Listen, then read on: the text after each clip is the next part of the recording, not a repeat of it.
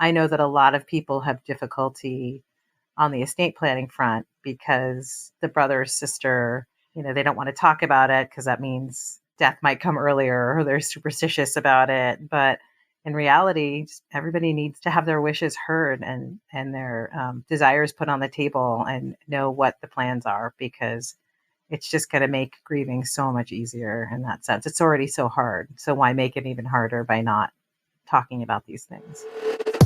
This is Andrew Petty is Dying, where we tap into the power of our mortality to become the people we were made to be and live the lives we were made to live. I'm your host, Andrew Petty, and I'm dying. I hate to say it, but so are you. Do you have a plan for when you die? Do you have a plan for when your loved ones die? In 2001, Michelle Mathai was just 2 years into her first foreign service post as vice consul in Auckland, New Zealand. She and her parents were on a farewell trip around the island in anticipation of Michelle's imminent departure for a new post in El Salvador. In the blink of an eye, the trip turned tragic when their car, with her dad at the wheel and her mom in the back seat, careened off the road and into the mercilessly icy current of a glacial river. As water rushed in, Michelle was able to kick out the windshield to escape the car, but her desperate attempts to save her parents were unsuccessful. In this episode, Michelle shares how the complete lack of preparation for her parents' deaths impacted her and her brother. She shares how painful lessons learned from that experience helped her create a very different ending for her brother when he died in 2017 after almost a 20-year battle with brain cancer. And she shares how to have the tough end-of-life conversations with our loved ones now, before end-of-life issues become a reality, and what exactly needs to be covered. A final note before we jump in. If you find yourself instinctively recoiling from this episode, reaching for your phone to close the podcast app, then I urge you to summon the courage to lean in and listen closely instead. It might be just what you need. Michelle, you learned some painful but very practical lessons from your parents' deaths that you applied with your brother when he was in hospice. What were those lessons and how can we put them to use in our own lives? My goodness, there's so many lessons that I learned, unfortunately. But in looking with with perspective, I can see that they were such golden lessons because it just made such a tough situation with my brother just a tiny bit easier. So, for instance, the really hard part of losing my parents was we had no idea of any estate planning. So no discussions about if there was a will or powers of attorneys or last wishes. And I assume that was on purpose because my mother was 13 years younger than my father. So I have a feeling there was the huge assumption, as everybody would make, that my mother would outlive my father. So, she was on the title of everything. So it made sense when we put the picture together, but it didn't make it any easier to see exactly what assets they had. So, for instance, we had to go through every single bill, every single piece of paper in the house to see if there were insurance policies. What was the mortgage payment? We didn't know anything. We weren't included in any of this planning.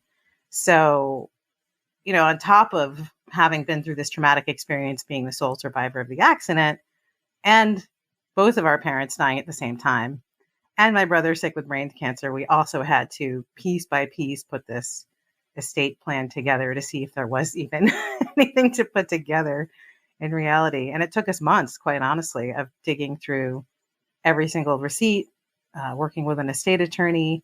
And, luckily we got to the point where we had a general picture of what things looked like, but it was brutal. I mean, I was kind of pissed off at them. And I hate to say that I was ever mad at a dead person, but I was that they just didn't think to leave anything, not even a will, Moving that forward to my brother, the minute I knew things were going downhill. Can I jump in real quick before you touch on your brother? Yeah, sure. I mean, that just sounds so complicating, having to deal with logistical realities like that in the midst of just your deep, deep, bitter grief. I mean, you had to tend to those practical logistical realities. It wasn't an option in order to kind of close out, I don't know, what would you say? Just close out their existence, like you had to do those things. It wasn't really optional. And it wasn't optional to be grieving them. So it complicates it so much. And you use the word brutal. Will you talk a little bit more about that, like what that felt like? Just recall what that was like for you and paint that picture for us, the listener, who haven't experienced that yet. The whole thing was such a shock, to just be in such a dramatic car accident overseas, no less. When I was living overseas, my whole life was over there. And then to fly back and have the swarm of, funeral arrangements and grievers at the door and just bombarded by people. My parents were very well loved in the Indian community, amongst other people. Learning how to handle just the groves of people that were inundating us was plenty, especially while I was not myself. I mean, I was recovering from the accident too.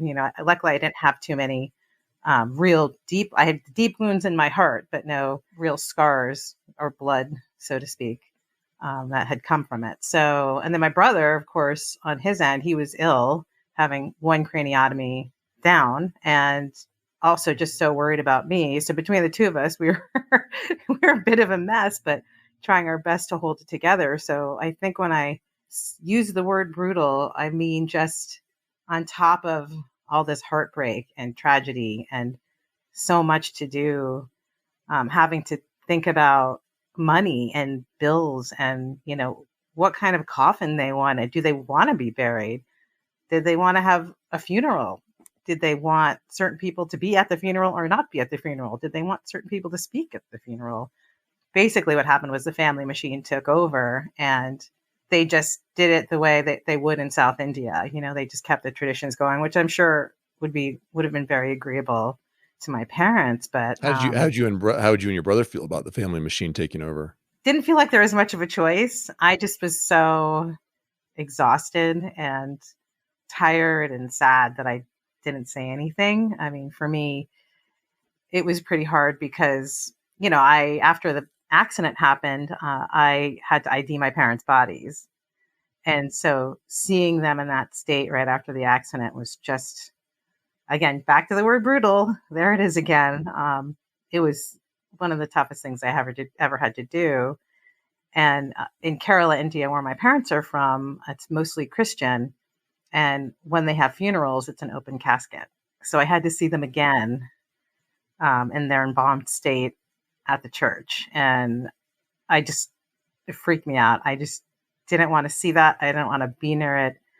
I would have loved to have had ashes to spread over some beautiful ocean or, in our backyard or something, but to have to see their bodies again was just horrifying for me, but there they were at the front of the church and we had to sit right in front of them.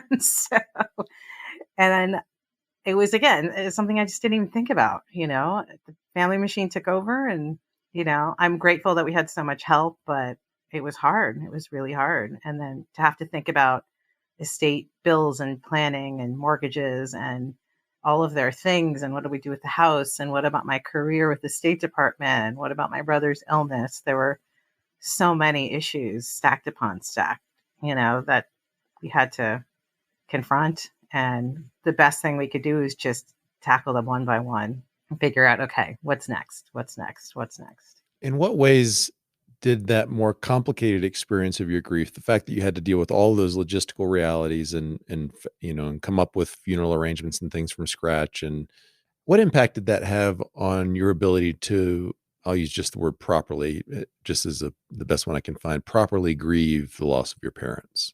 You've had the benefit of many years now to reflect upon that experience. And I would imagine as grief does, it's popped up from time to time in unexpected ways. But in what ways might it have prolonged or exacerbated or made even more painful the grieving process for you?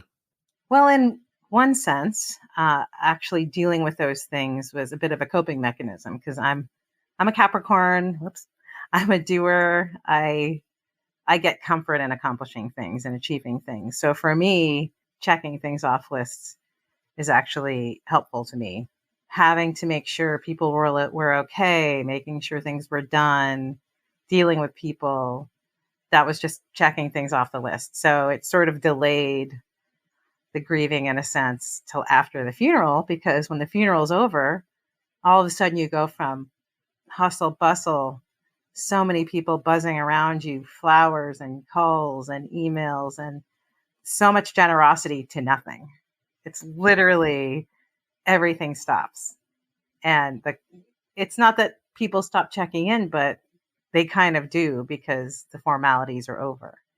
So all of a sudden, the house is empty and so quiet.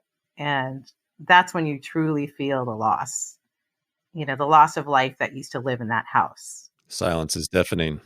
Isn't that funny how the quiet is so loud? Because you see the remnants of life. You see their things are still there. Their coffee mugs with their lip imprints, their clothing, their dad's shaving kit and his favorite Tom Clancy books are sitting behind the toilet, where he liked to read in the bathtub. And, mom's New York Times strewed all over her room so she could read the travel section and her favorite recipes. Like all these signs of life that no longer exist still lived in the house without them. So that's when it was really, really tough. When the funeral was over, the world just came to a screeching halt. And all of a sudden there you were with your grief. So in a sense, all the noise of the funeral plans and the guests and the burials, it's all postponing the inevitable of being alone.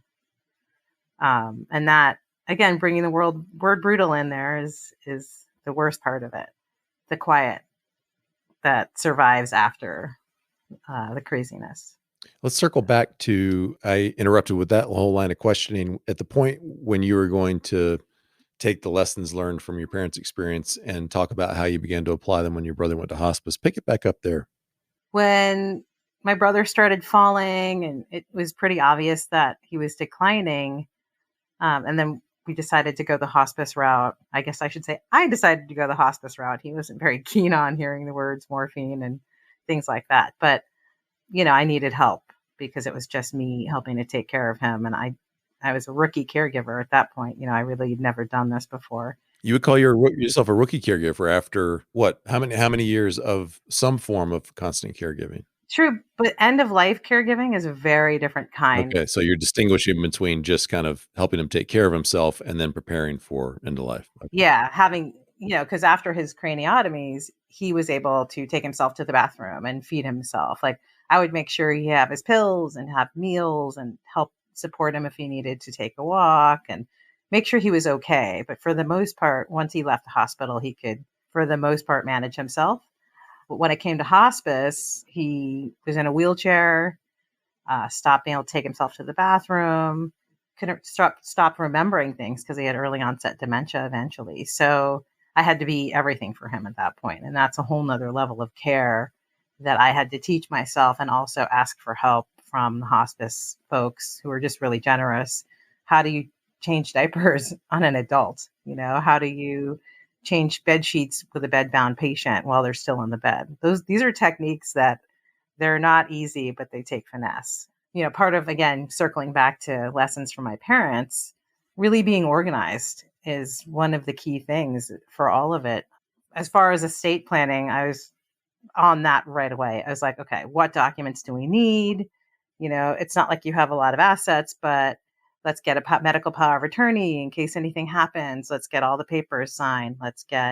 Obviously, I'm your only living relative, so estate planning isn't necessary. Plus the fact that he was living with me, so it really wasn't a big deal. Just making sure we had all of our ducks in a row. Like I knew exactly what pills he was taking. And we roundaboutly did a very stealth maneuver in trying to figure out what his last wishes were without really asking him what his last wishes were. So I had some help in that department. So it didn't look like I was like, okay, burial, cremation, what's your choice, So I had a friend be like, I was thinking about this and this is what I think I'm going to do. What do you think you're going to do? And he's like, oh, that's easy. Cremation, spread me in the ocean. And so we got all the information we needed from him, whether it was directly or indirectly. But it really helped because, after he died, it was all done. I didn't have to worry about a thing. Like everything was in place. And all that was left was to grieve. And it was so much easier. Although the process of his dying was grueling and it was difficult and so much longer. That accident was an instant explosion. It was this thing that blew up our lives, and we had to deal with the scattering ashes around us to figure out what had happened. Whereas my brother was this slow burn. Weirdly enough, I ended up pre-grieving. So, but it was just so sad to see him lose his abilities, lose his manhood in a sense. He couldn't walk. He couldn't feed himself. I had to take him to the bathroom, which was a huge thing. He was like, you're my sister. And I'm like, hey, buddy, I'm not enjoying this any more than you do. Trust me, but you need help. And all I want to do is help you. So let's just get this over with. And then when he got early onset dementia, he kept forgetting. So every day I had to remind him. He'd be embarrassed every day when I took him to the toilet, and he'd be like, what are you doing, kid? That was his nickname for me, was kid. What are you doing, kid? And I'd be like, okay, buddy, don't worry. I don't care. You need help. We do this every day. And he'd be like, oh, okay. I did a lot of grieving ahead of time for him so that when he finally did peace out, it was very serene. And I was in many ways strangely happy for him that he was out of his suffering. So it wasn't the loss that I'd found from my parents. That was just a big, huge hole, right? It was this, like someone cut my arm off and I'm still trying to find the arm, right? With him, it was like, it's time to go. And we all know it. And I hope it's peaceful. They're two very different, circumstances in that way.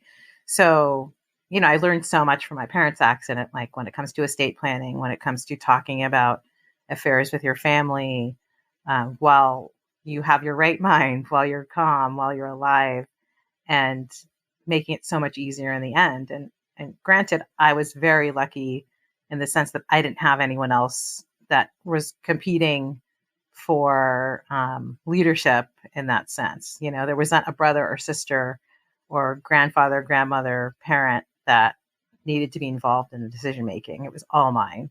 And that way it made it really easy for everything, for medical decisions, for estate planning. But I know that a lot of people have difficulty on the estate planning front because the brother or sister, they don't want to talk about it because that means death might come earlier, or they're superstitious about it. But in reality, everybody needs to have their wishes heard and their desires put on the table and know what the plans are, because it's just going to make grieving so much easier in that sense. It's already so hard. So why make it even harder by not talking about these things? I got a couple questions. One is, what made it necessary to have his end of life wishes discovered stealthily? First question. Second one is, if you had to just bullet point the things that we who aren't yet experiencing end of life issues with ourselves or family members ought to do, like for sure, nail these things, what would they be? So take them in whichever order you'd like.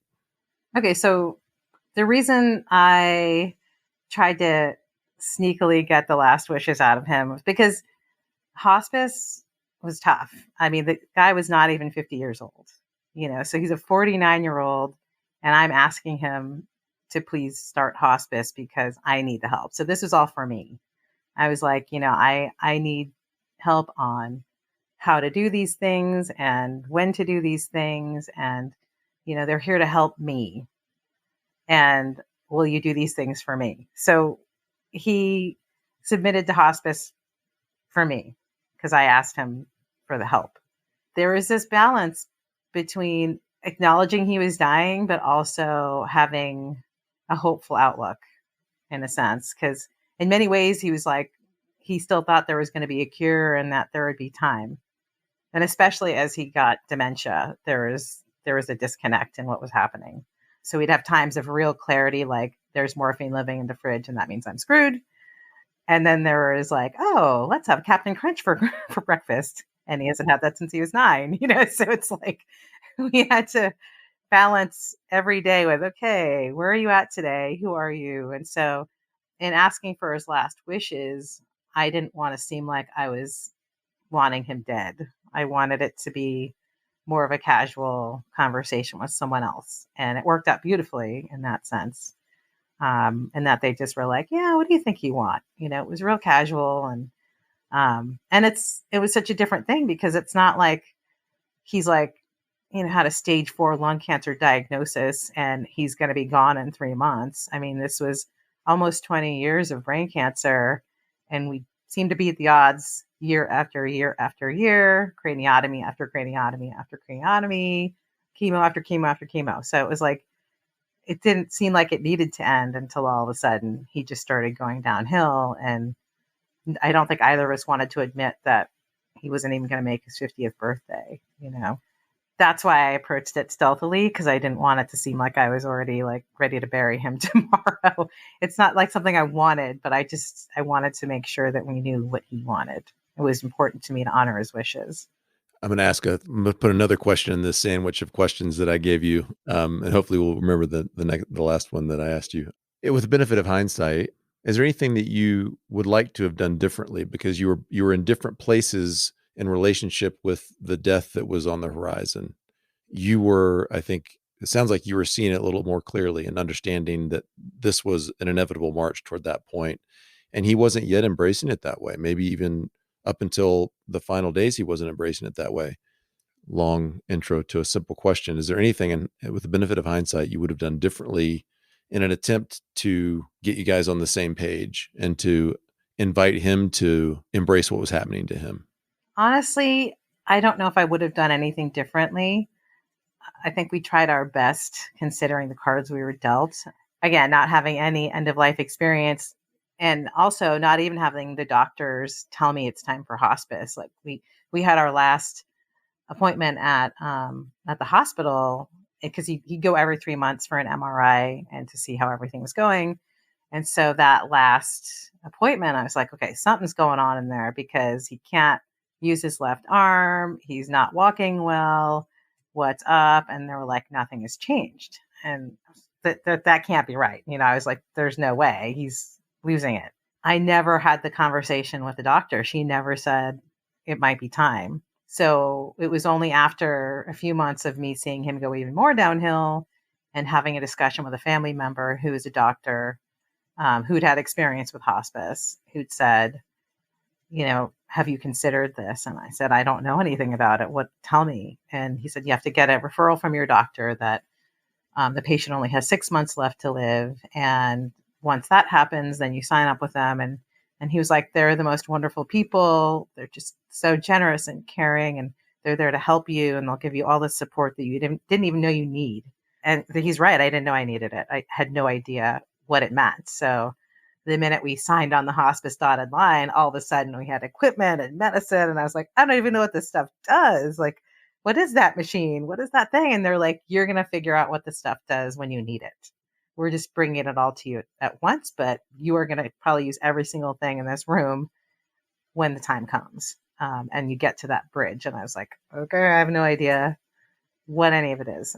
So I think I was pretty proud of the both of us, because I was just trying to learn something new. It was like a new job for me, and also trying not to let it crush my spirit, knowing that we're getting one step closer to losing him, and also trying to keep his spirits up. But he also took it like a champ. He let me do this. He let me help him. He let me take him to the bathroom, and he let me change his diapers. And we both had to, get over some serious brother-sister boundaries that we crossed having to, take care of him. And so I don't think I would have changed anything. And honestly, I don't know if you would ever have been ready to have that, it's been a great life with you conversation. I can't see that being his style, because he never would have wanted to give up. Like, I think he was still pushing as much as he could in the end and fighting in his own way. But once dementia hit, it was like he forgot his name in the end. He didn't remember who he was. Somehow he remembered my name, which I thought was very sweet, but yeah, he couldn't even remember his own name. So let alone what we were, where we were. He'd often wake up saying, hey, we need to go back to your house. And I'd say, what do you mean back to my house? And he said, where do you think we are? And he'd be like, Cleveland. I'm like, can't you think of a better place than Cleveland? Like, how about like the Maldives or Paris? And he'd just be like, huh? He was so confused. And I was like, we're in St. Helena. We're at my house. You don't have to go anywhere. So just take it easy. So that's the other thing is I had to gauge where he was mentally at every moment to see how I should approach him. And especially at the end, he had started having crazy delusions. Like he had conversations with my parents and, he'd be like, hey, where's mom and dad?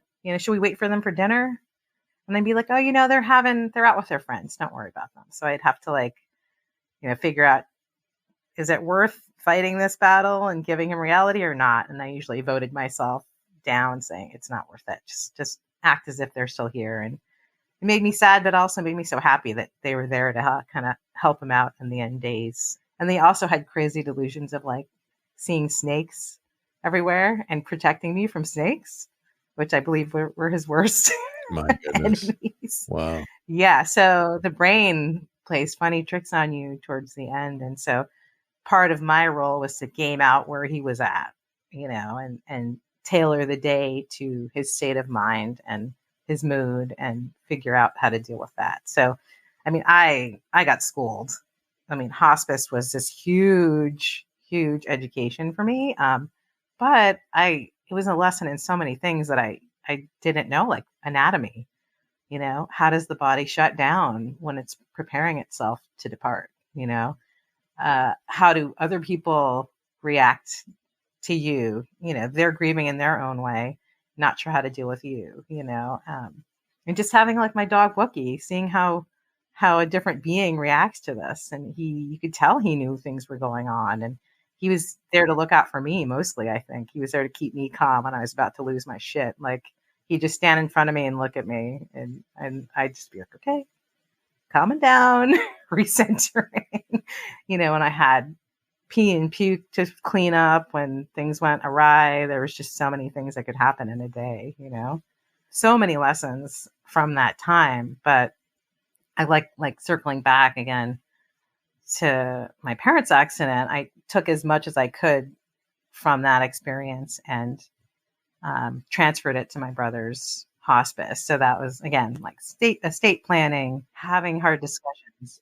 Imagine that you're a lecturer in a class and I'm taking notes and I'm going to write down, 4, 5, 6 bullets of things that if I have the courage and the will to do it, I'm going to do right after this conversation to get my things in order in the way that you've experienced and has worked so well. What would those be?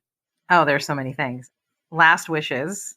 How do you want to honor your loved one? Do they want to be buried? Do they want cremation? Do they want a funeral? Do they want a big party? Do they want just a quiet at-home service or any service? Just learn how to honor them. And what would they like?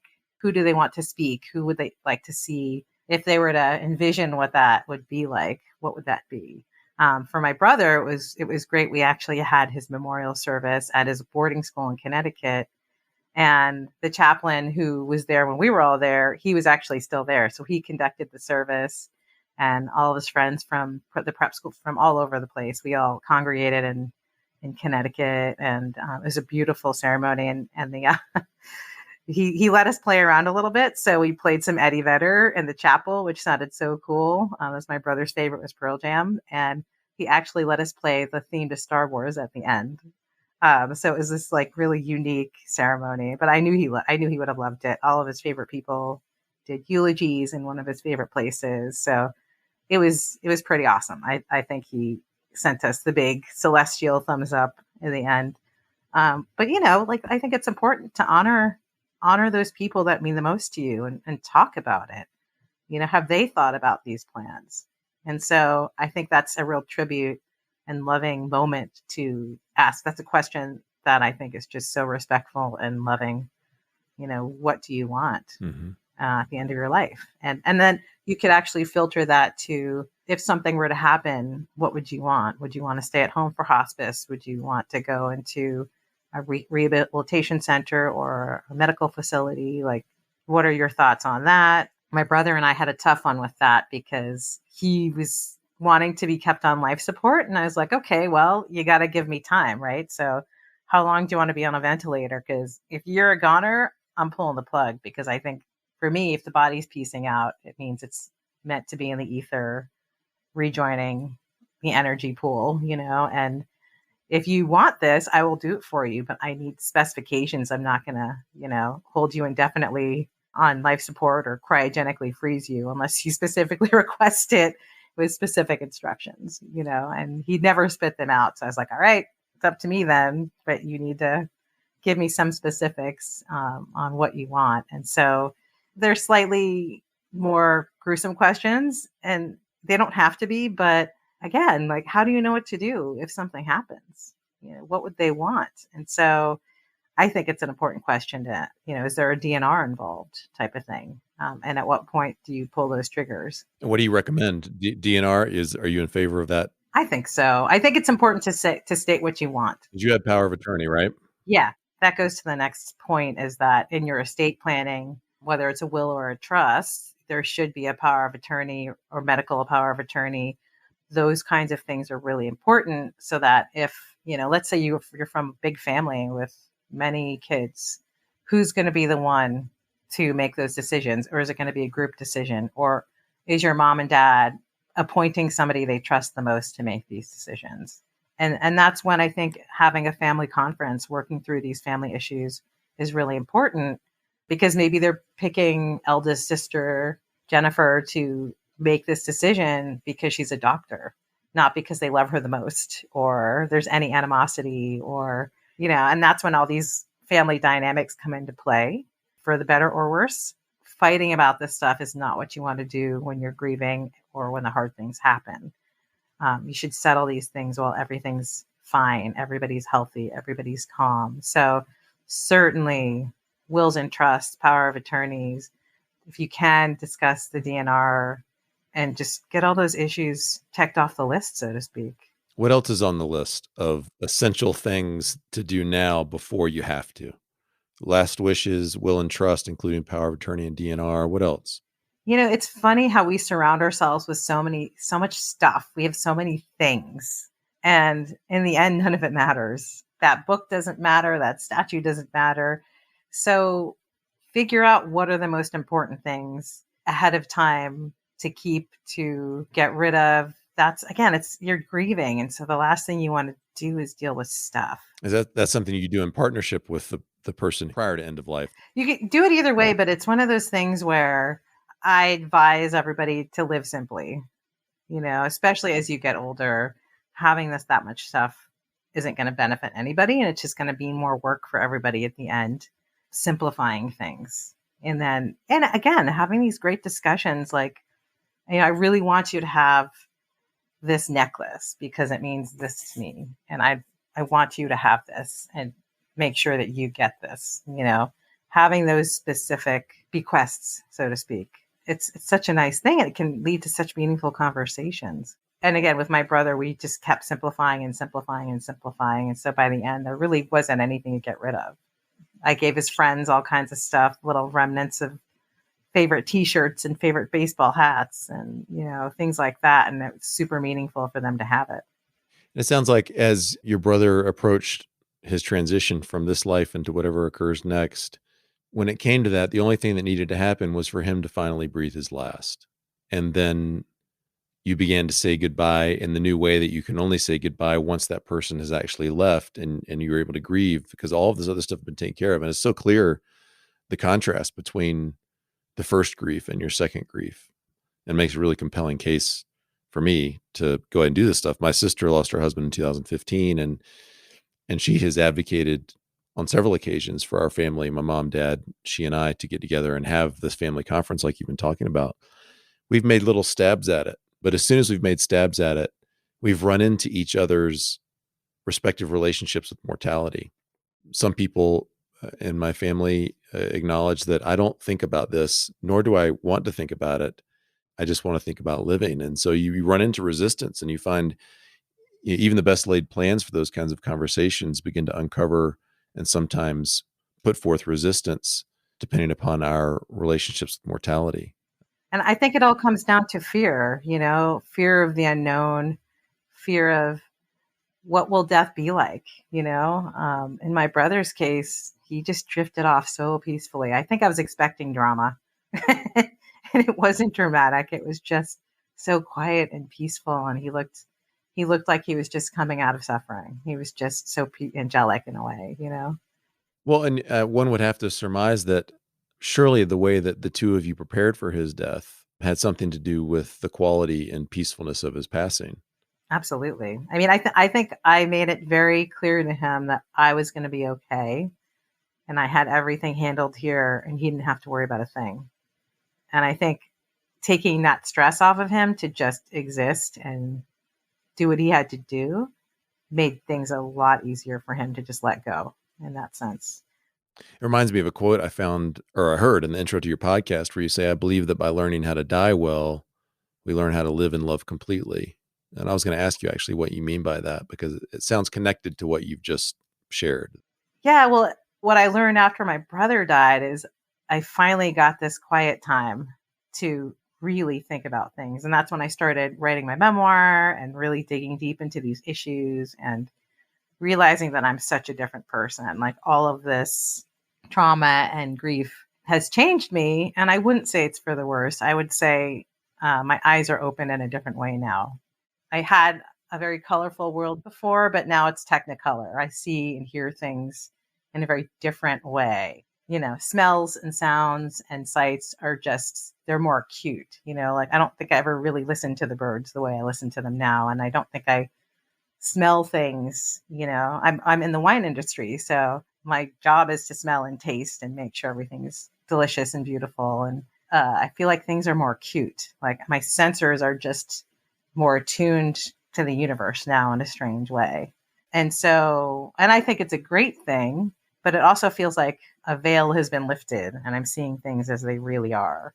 And I think it's just because I'm so grounded in the basics now of what life is.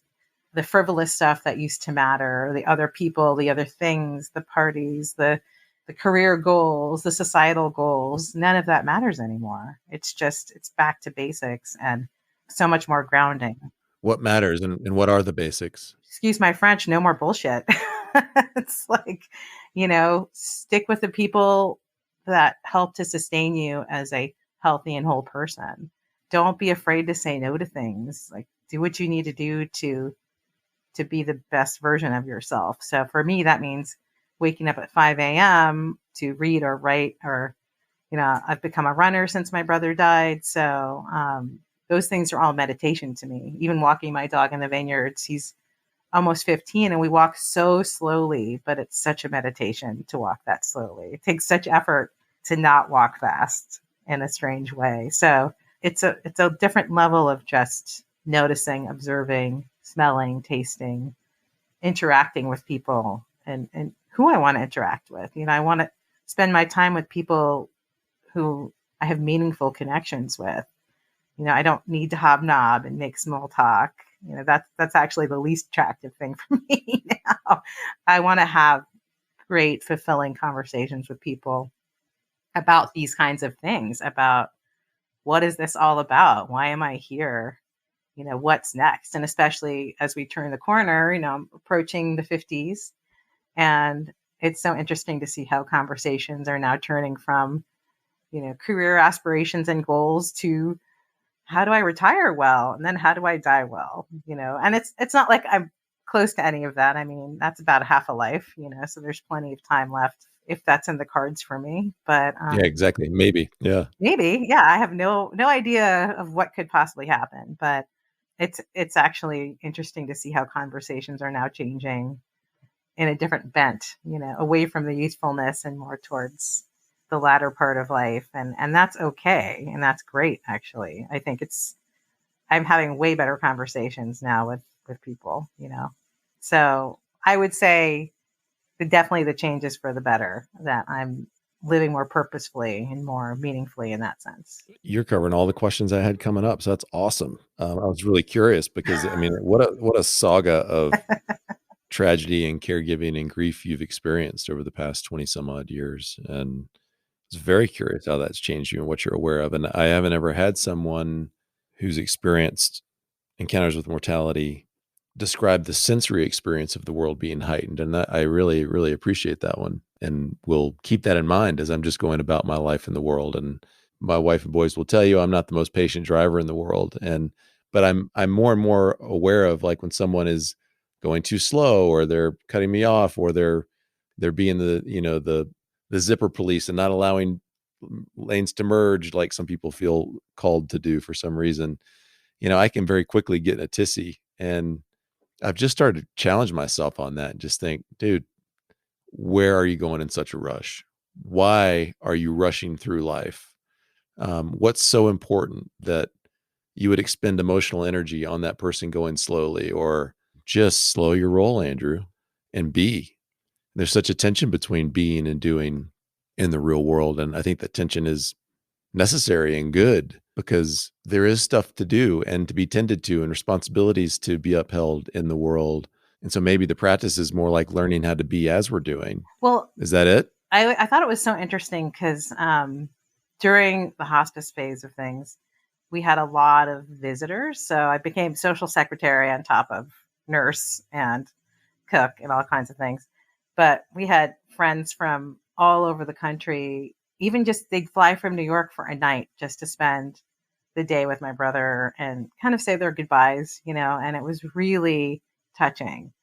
And just to see how much they enjoyed spending the day, just, eating with my brother, walking him through the vineyards, hanging out. And, it meant so much to them. And it wasn't like they were doing much. It was literally they were sitting around, he'd be as much of himself as he could that day, whatever it was that they got out of it. But, every one of his friends that I revisit those times with, they just look on it with such gratitude and just a lovely sense of, I'm so glad I did that. And it was so nice to honestly see there's so many men cried in my house. I've never had so much emotion from men. And it was really refreshing, quite honestly, to see them emoting in such a way. But I think the key is just to be open to all of it. Death can be as beautiful as life itself because it's a letting go. It's a transformation.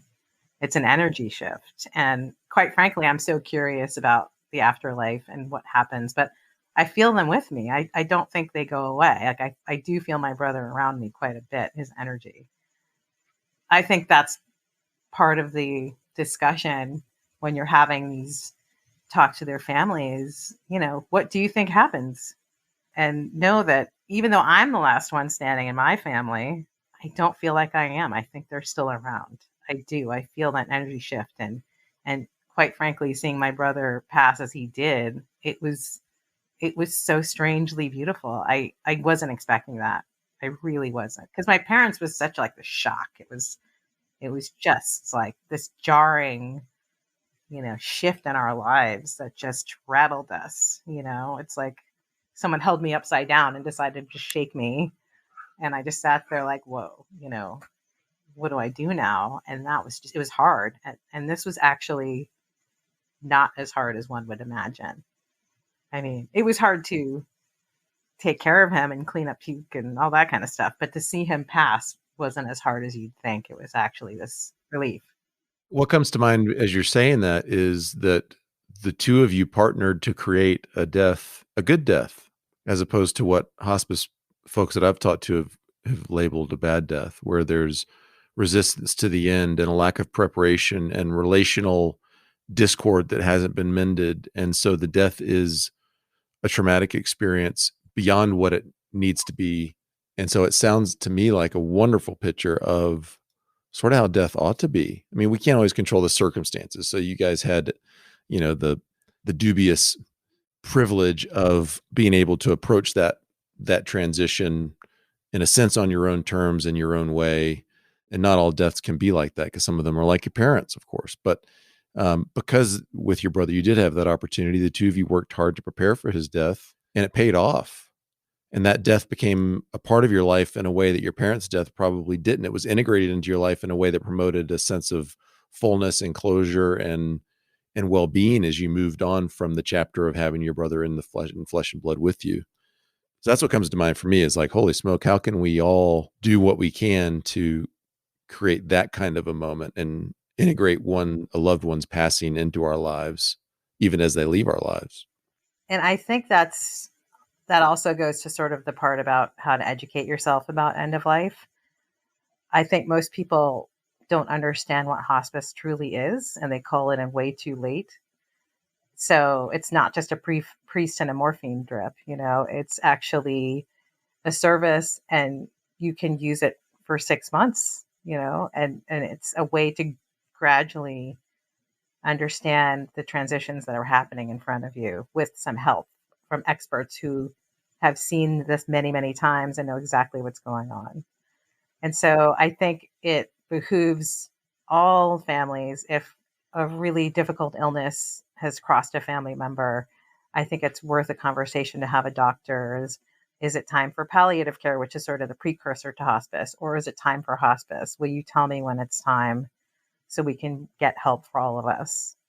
And I think that asking for help and asking for guidance is crucial, because we all tend to be proud. Like, we're so ashamed of being sick or being ill or dying, and it's nothing to be ashamed of. I mean, I'm so glad that mental illness has such a spotlight because people are asking for help, right?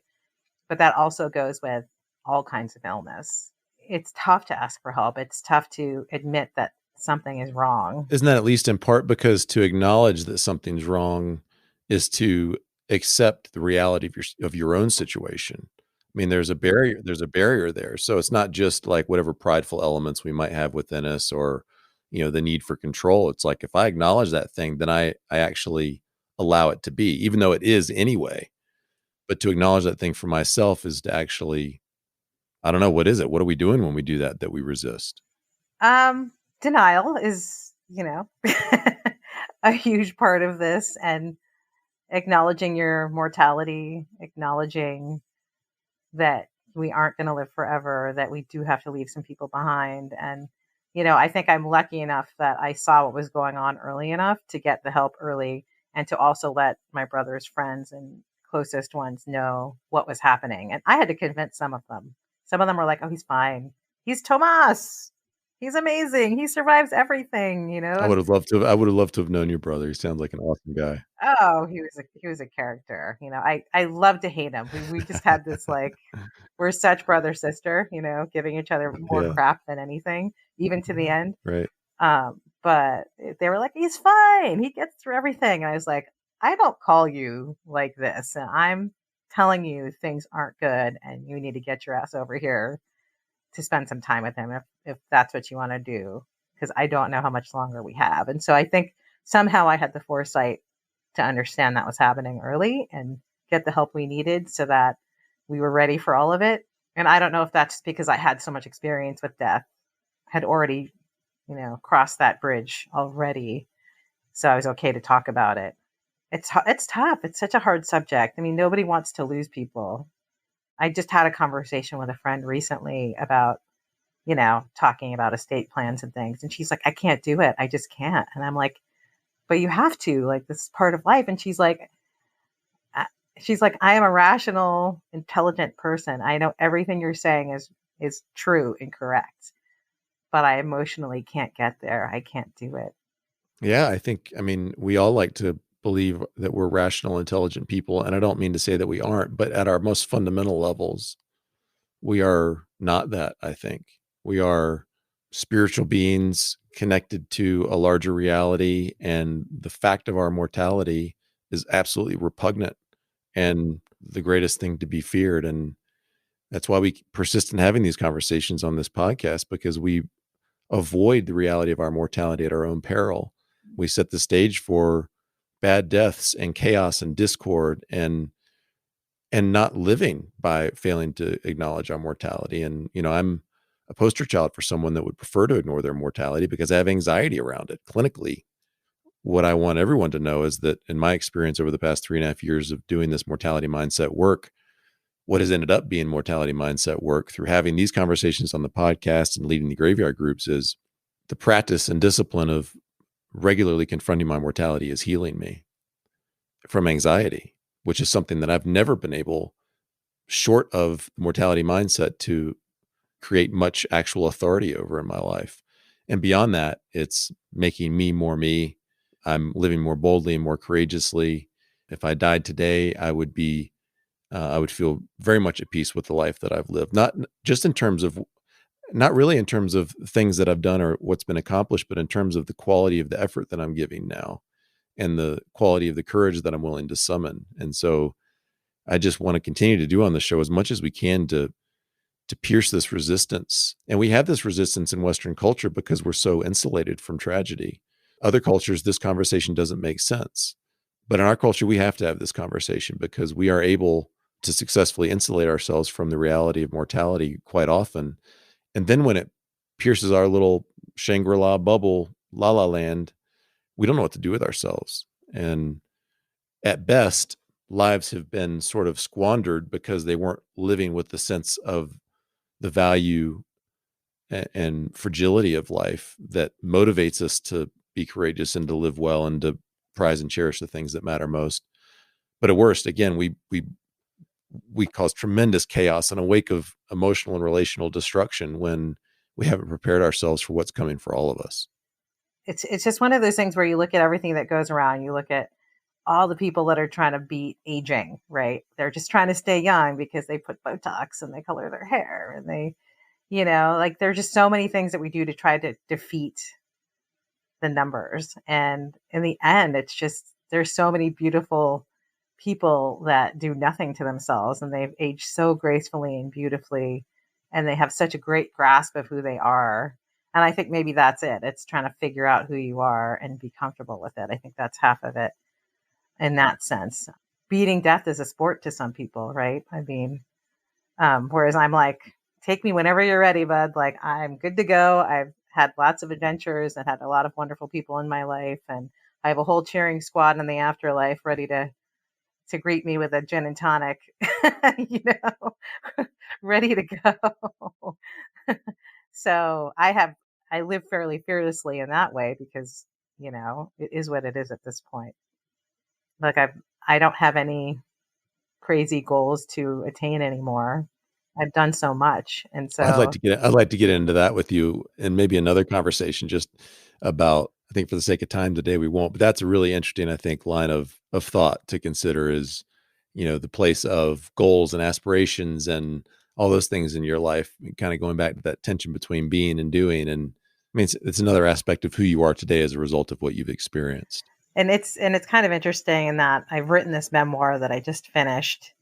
And I keep questioning, like, do I actually want to get this thing published? Like, I'm so happy I wrote it.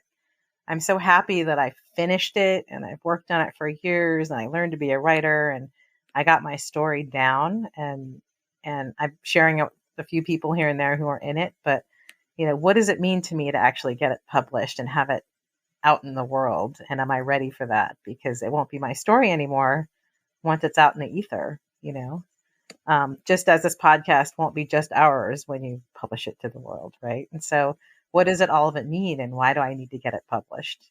Do I need to get it published? Or is it just something you do when you write something? So I'm actually questioning all these because again, it goes back to goals. Like, is that something I even want to do? But I'm so proud of myself for finishing it. I am too. Holy smoke. I mean, goodness gracious. It It's was, no joke.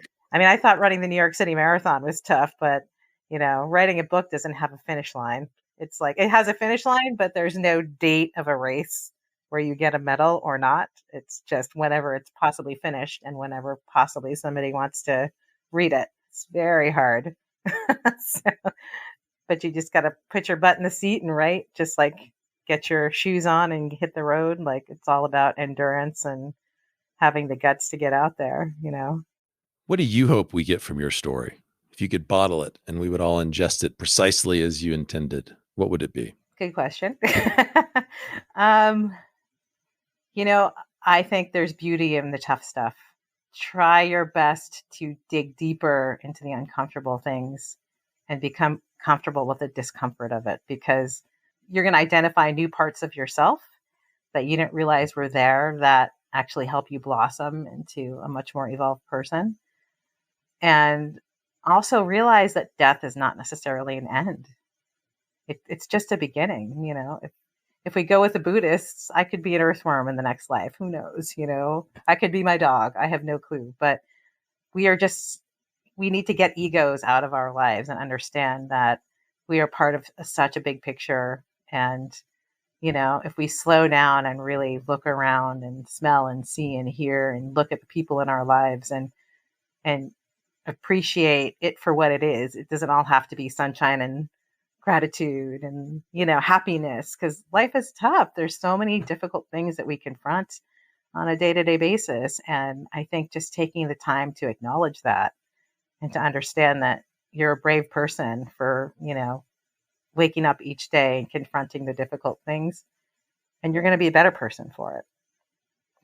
That's what being a survivor is. That's what enduring the tough moments is about. It's getting through life and seeing what the end of it holds. I'm curious personally. There's a picture of you and your brother from many years ago on your website. You're in a Superman costume. Yeah. And he's in some sort of superhero outfit as well. And it just struck me as sort of eerily prophetic of the role you'd be called upon to play in your family's life. First when your parents died, and then over the course of your brother's long battle with brain cancer. And I want to acknowledge and honor the gift of your strength and compassion offered to your family over these many years, and for taking terrible tragedy and the loss of your parents and transforming that into lessons that your brother was able to benefit from. I mean, what a gift to him in the way that you helped him die. What a blessing. And so I just want to honor and acknowledge that in you and the service you've provided. And you call yourself the last one standing. Of course, that makes sense in your family. You are. And I just wish you years and years of abundance and joy and exhilaration and fullness as you've been able to retire from those years of service and move into a next chapter. Oh, thank you so much. That's so sweet of you. And back at you, I love that you're having these conversations and digging into the deep stuff. And it's revealing to so many of how important these things are. So thank you for doing that. Oh, it's my pleasure and my privilege. For those of you listening out there, remember, you are going to die, but you're not dead yet. So get after it. Dying well starts now. It starts with acknowledging the inevitability of our death, allowing that awareness to keep us present in this moment, and taking concrete steps today to plan for our ultimate demise. It requires making our death part of our life, here and now. It's a formidable and beastly tension to tangle with, but tangle with it we must if we are to depart this life with grace and peace.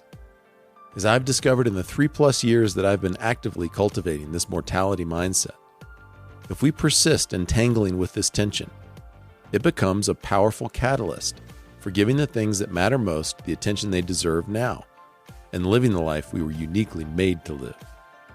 Paradoxically, it becomes a friend and ally, rather than a detestable and repugnant enemy to be avoided at all costs. As my then 10-year-old son McGray said one night at the dinner table, much to our surprise and amazement, death brings meaning to life. When we estrange ourselves from our mortality, we estrange ourselves from our very life. And so we conclude where we began. Do you have a plan for when you die? Do you have a plan for when your loved ones die? If not, what's just one thing you're willing and able to do today to begin assembling a plan? What stuck with you from this episode? Message me on Facebook, Instagram, or LinkedIn at Andrew Petty Coach, or email me at andrew@digdeepwinbig.com. Be sure to tune in to the next episode, a sort of mirror image of this episode. Terminal brain cancer warrior Pam Blackburn will offer her final word from the sacred space she now inhabits between life and death. It is both heartrending and intensely clarifying in the most useful of ways. I'm so glad you tuned in today. Don't forget to follow this show, and I'll see you next time on Andrew Petty is Dying.